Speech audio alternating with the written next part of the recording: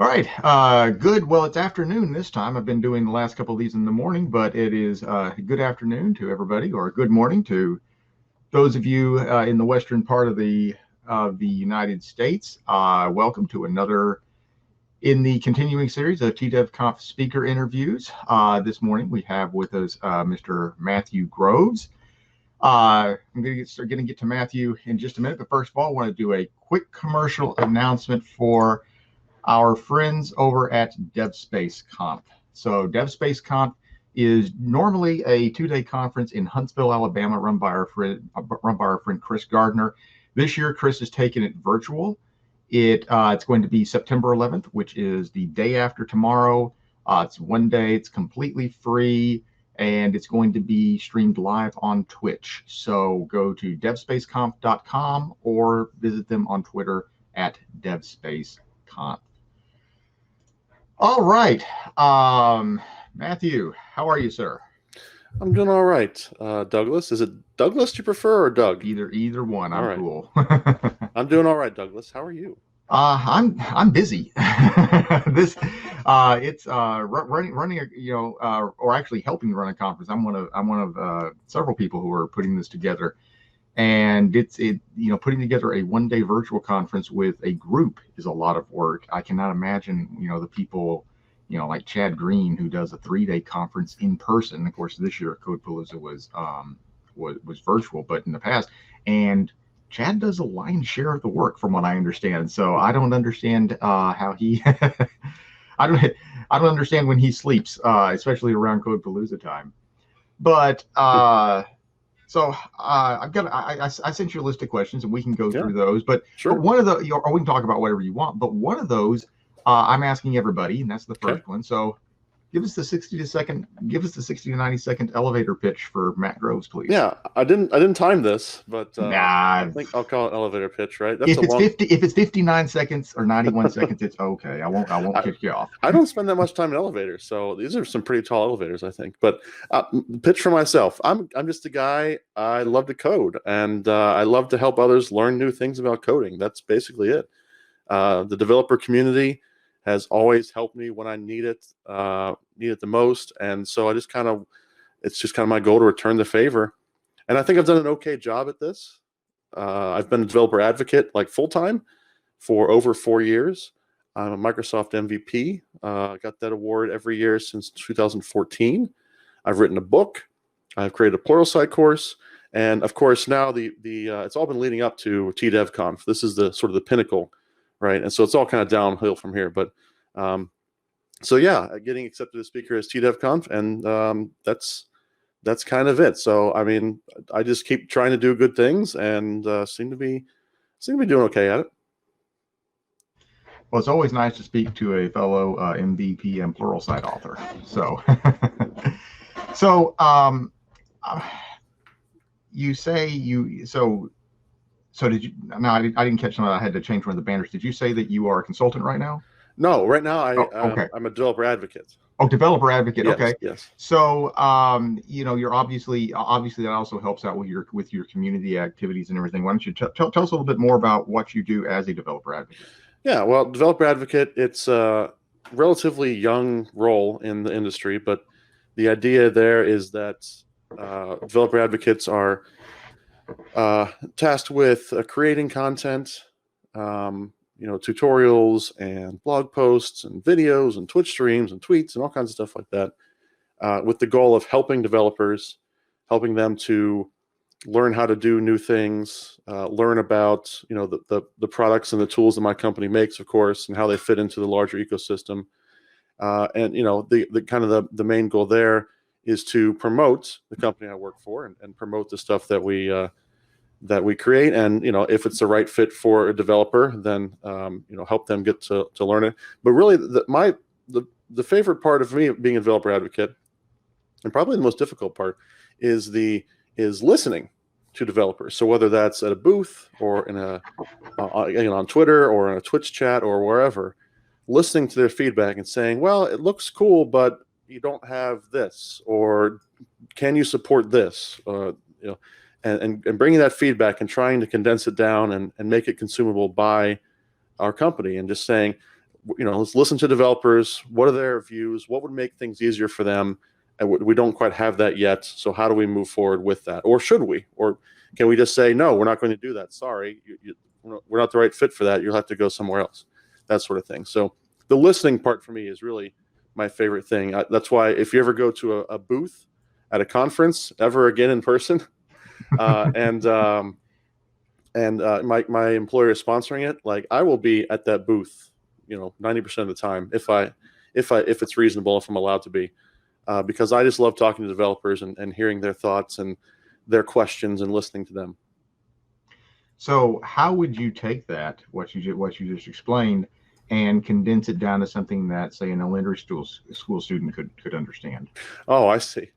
Okay. Well, Follow-up so question. yeah, my kids, I don't know if they really ask me. My kids are in elementary. Well, actually, my son just moved up to middle school, but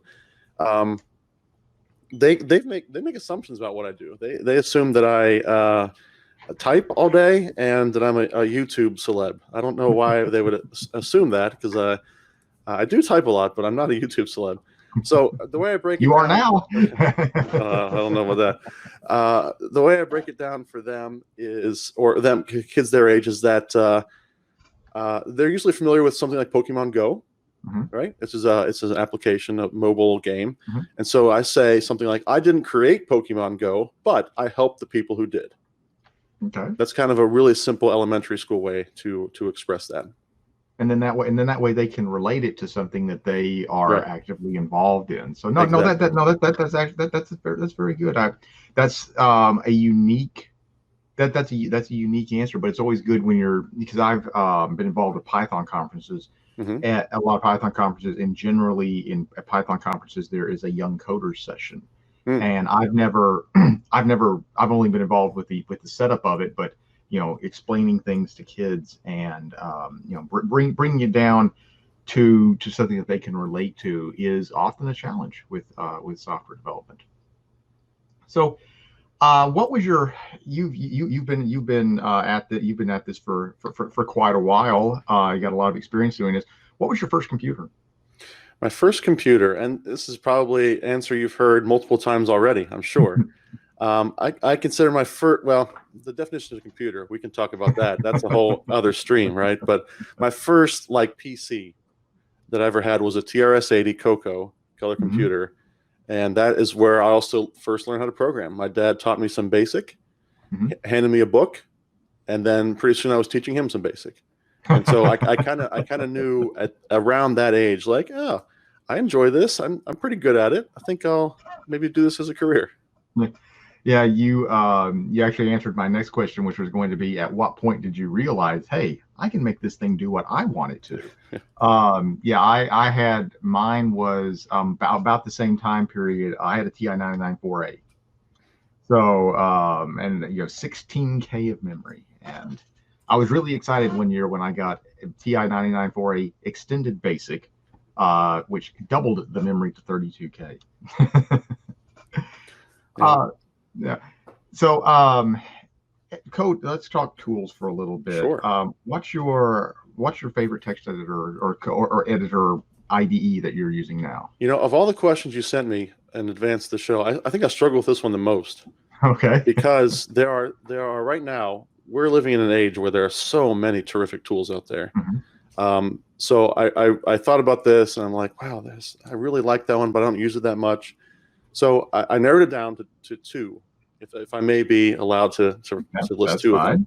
Sure. So the one I use the most, just day to day, is Visual Studio with ReSharper. Okay. Got to have ReSharper in there, JetBrains ReSharper. And then close second, which hasn't always been the case, but a close second now is Visual Studio Code, which is the cross-platform, sort of open source based free version of Visual Studio, which I use for everything that I can't do in Visual Studio, or I don't want to do in Visual Studio. So those are my two. But I mean, there's so many other great ones out there that I want to talk about them all. But those are the ones that are my favorites, I think. So when do you actually say, hey, I need to use Visual Studio Code instead of Visual Studio? At what point? Yeah. Visual Studio Code instead of Yeah, Visual Studio. correct. Yeah, for me, it's basically anytime I'm not writing C Sharp, Hmm. I will do in Visual Studio Code. So if I'm working on YAML, for instance, which I'm not a fan of, but I will Visual Studio Code for that. Or if I'm writing a blog post, I use something called ASCII Doc, Right. or documentation, or I use ASCII Doc. I use Visual Studio Code for that because those are a little more lightweight applications that are perfect for Visual Studio Code. It has a nice preview window for rendering ASCII Doc and lots of plugins for that. And YAML is basically just a really simple text format. So I don't want to open up full Visual Studio just to edit a YAML file sort of thing. So that's kind of where I draw the line, is between, I need C Sharp, I need unit tests, I need code navigation. I can do those things in Visual Studio Code, of course, but I've used Visual Studio since, I don't know, 2002, 2001. So I've just kind of really gotten used to it. So I'm very comfortable navigating around that. So everybody up to this point has mentioned Visual Studio Code. You're actually the first one that's put it in second place. Okay. But Visual Studio Code, absolutely, and I definitely agree with you on Visual Studio Code. My favorite feature of Visual Studio Code is the cross-platform developer experience is almost identical, because I work back and forth between Mac and PC. Oh, okay.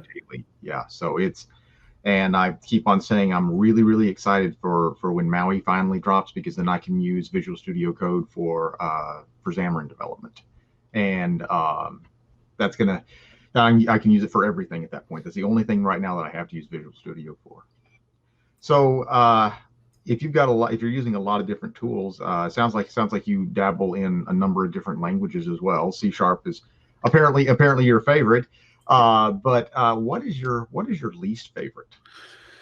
Oh boy. So you're going to get some hate mail over this one probably, but I kind of already spoiled it. But basically, this is just a personal preference. I don't really have a scientific basis for this, or any sort of objective reason for this, but I just do not like white space significance. I can't stand it. It drives me crazy. Because it makes my brain work even harder to try to, I don't know, for whatever reason. It's just like I see white space significance and I get stressed. It stresses me out. So Python and YAML. I already mentioned the YAML. Right. Now, fortunately, I've been able to avoid Python most of my career. It's not something I've spent a lot of time in. So maybe I'm speaking a position of ignorance there. But YAML, unfortunately, is unavoidable these days. So that's really the language that I'm just like, oh god, again, we're gonna YAML. Yeah, I am not a fan of YAML either. Now, I am a Python guy, and I invited you to speak anyway. But no. So, but and the white space significance, yes, it can be a source of stress, and I mean there's an accessibility debate going on around it, and such. But the way I say, if you've got a good text editor such as Visual Studio Code, a lot of those issues are taken care of for you. But but YAML, I'm definitely not a fan of YAML. It's not not something I like to deal with either. Let's talk about what you're going to be doing at TDevConf. Okay. So the title of your talk, you actually have one of the longer. It is very long. I'm sorry. I really need to figure out a way to condense it a little bit. The only time that it really concerned me is when I put it in here. I was like, is the banner going to be able to handle it? But they just automatically split it on the two lines. So developing and deploying your first ASP.NET Core microservice to Kubernetes. Now, like I said before, I'm a Python guy who likes Xamarin and has never really been a web developer because I never really could find even in Python, I could find a framework that I liked. But however, ASP.NET Core has captured my attention. So why should I come to see your talk? Yeah, it's I wouldn't call it a session where you're going to learn a lot about ASP.NET Core. It's going to be very, very introductory. I'm going to assume that there's lots of other resources you can go into to learn ASP.NET Core in full. Right. So it's going to be a very, very simple ASP.NET Core app. But I'm going to focus on some of the things that I would add to my repository to make it easier to manage that as a microservice. So this session is really intended for people who have heard about microservices, but have not really gone into them. I want to know basically three things I'm going to be covering. Is going to be why a microservice? Why would I build one? What is it? Why? Why would I not build one? What situation would a microservice not be good for? And then after that, basically how to get started. Because you see these microservices blog posts and books and things out there, and it seems like this really daunting, really hard place, a huge mountain to climb, and that is true. But I think that a lot of developers really just want to get into it and just build one, and then they can go from there and say, oh, okay, well, that wasn't so bad. I'll just keep building on from there. So that's kind of the approach I've been taking my whole developer advocate career, even before I was full-time, was just trying to take a concept that sounds complicated and really hard, and just kind of break that down for someone just wants to get their feet wet and get into it and understand it in plain language as much as possible. Right. So I would say if those things interest you, the why not, and how to get started, this would be a good session for you to check out. So it would also be a motivation to look into and continue to explore ASP.NET Core as well. So what would be some of the things that you talk about that would say, okay, why you should deploy a microservice with ASP.NET Core over maybe Node.js? Well, so that's something I'll spend some time on. That's one of the benefits of a microservice architecture, in fact, is that you do not have to pick one specific programming language even. So I could have a microservice architecture that has an ASP.NET Core component, has a Python component, has a Node component, and they can all live together in the same architecture. And so this is one of the benefits of that. Now, of course, there's for every benefit, every pro, there's a con, right? And so the con there is, and I'm kind of giving away some of the presentation here, Douglas. So don't want to spoil the whole thing, because no people spoilers. won't show up to TDevConf. But I'll definitely be covering that. But the kind of the con of that is, well, can my organization actually support and hire people of all those different skills, right? So if we have a microservice that has 10 different languages in it, well, that makes it more difficult for us to go through a hiring process, because now we're not just a single language, single technology stack company. We're 4, 5, or 10 or whatever different language stacks. And so, companies like eBay and PayPal and whoever else, Pokemon Go, for instance, they probably use every language under the sun in their enterprise. But a smaller organization, might want to standardize on that.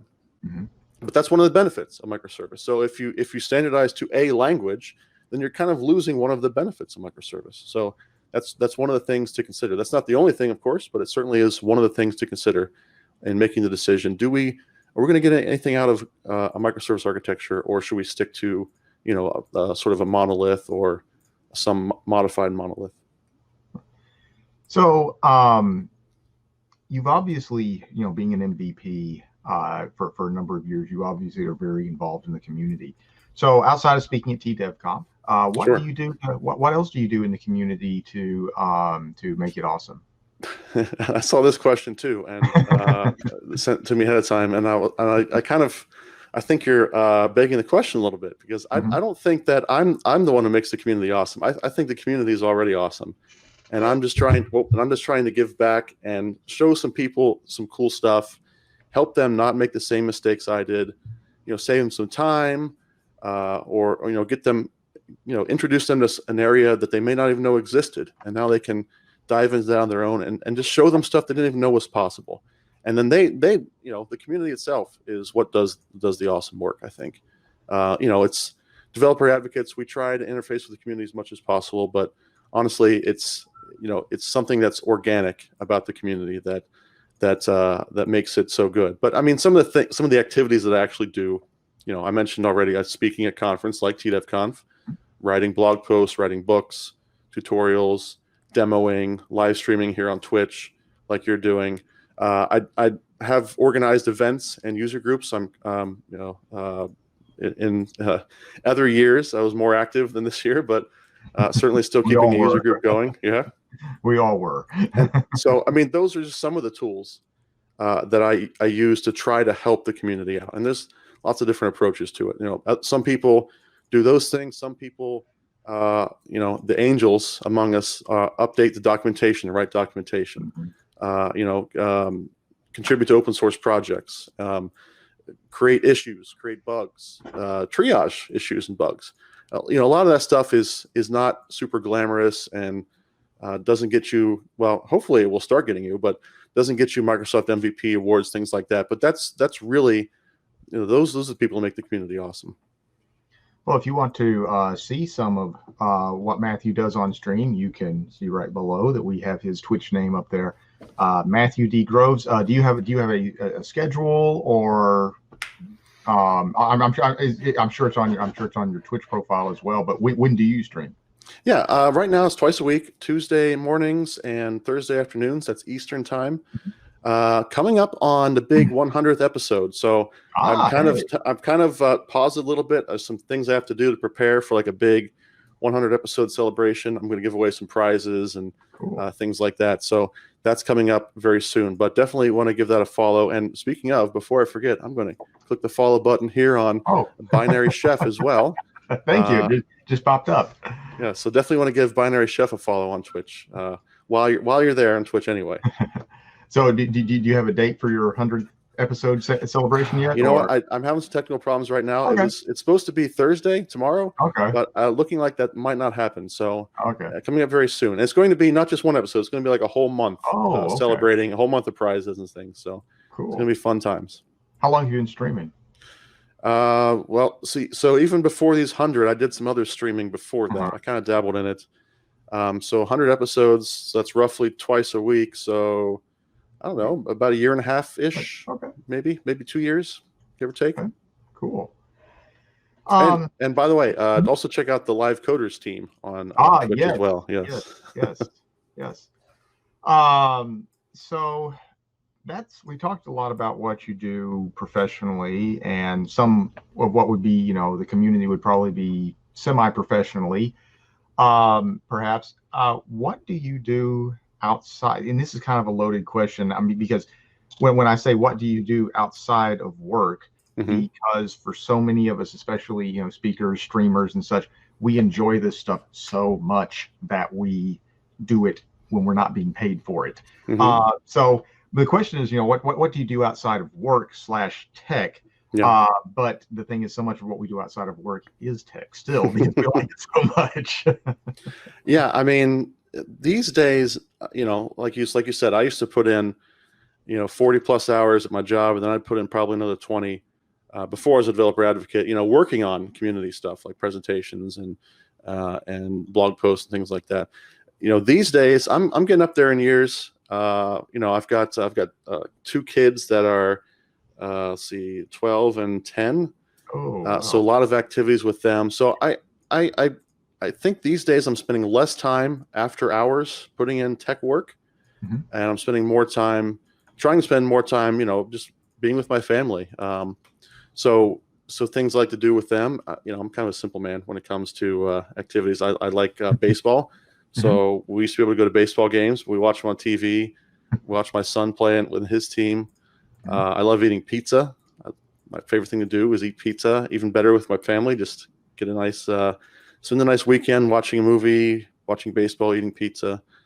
I do some video gaming when I can. I used to be a really big collector. I'm kind of scaling back on that. But I'm just focusing now on less collecting and more like, let's have some older like pinball machines around, or focus on a specific, a narrower collection instead of just, I used to have a whole wall just covered in cartridges, and so I'm kind of scaling that back down. But I do that when I can. Don't have a lot of time for that these days either. So I work on my yard. That's one thing I love to do. Is, this is a tip, by the way.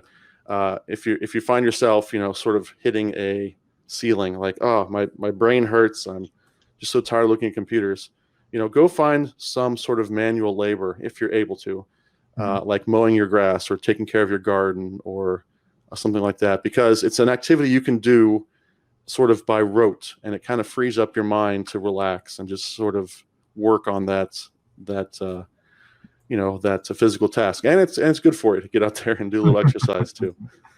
It apparently you've never mowed a lawn in Memphis, Tennessee. Not. Oh, it can be very hazardous to your health because of our humidity here. Okay.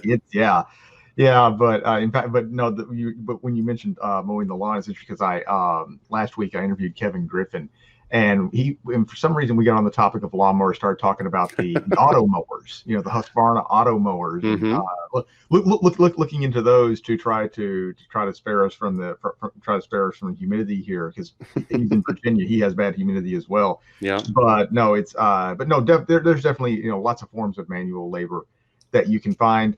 And you also, when you bring that up, it's an interesting kind of an interesting side topic. Chad Green from Code Palooza. I do. And he talks about it was something that he and I have in common. We talk about a lot is Lego. And that's kind of in some ways the combination, I guess, of it's not necessarily it's not like necessarily getting your exercise, but it Right. is doing something physical that's still the process of creation. Mm-hmm. So that's so there are all kinds of outlets that you can Sure. that you get. I'm surprised having two boys that you're not into Lego. No, I have one boy, one girl. One boy, one girl. Yeah. Okay, I thought And they used to be into Lego, but as soon as they discovered like Minecraft and Fortnite and things, they kind of lost interest in those. So Minecraft escapes me. I guess I'm old. So before we get your closing thoughts, I want to go through and do one more commercial announcement. First of all, our next interview is going to be this evening, 7 p.m. Central Time. Mr. Chris Woodruff is going to be joining us, and we will talk about many of the some of the same things, some different things, as everybody is different. But be sure to check that out, because that'll be live right here on twitch.tv/BinaryChef. Do not forget, TDevConf is Saturday, October the 3rd, 2020. That's coming up about 3.5 weeks. And Mr. Groves, along with the speakers that we've already interviewed, and all of the other speakers will be there. You can get your tickets. They are free. bit.ly/TDevConf 2020-tickets. And for all of the details, you can follow us on Twitter at TDevConf. Matthew, anything that you would like to close out with today? I mean, you kind of took a lot of my closing thoughts there, but I just want to say I'm looking forward to TDevConf, and I just want to say I appreciate you and all the other user groups putting together something like this, a brand new conference in a very turbulent year to start it. So I'm excited that it's going well so far. I'm glad to hear that. And if you're watching this and you haven't registered yet, I mean, what are you waiting for? Like I said, it's free. There are a ton of great speakers. Everyone should sign up for TDevConf. Even if you're not a .NET developer, sign up for it anyway, because I promise you're going to learn at least one valuable thing, one really valuable thing. I guarantee it. So sign up for TDevConf. I'm really looking forward to it.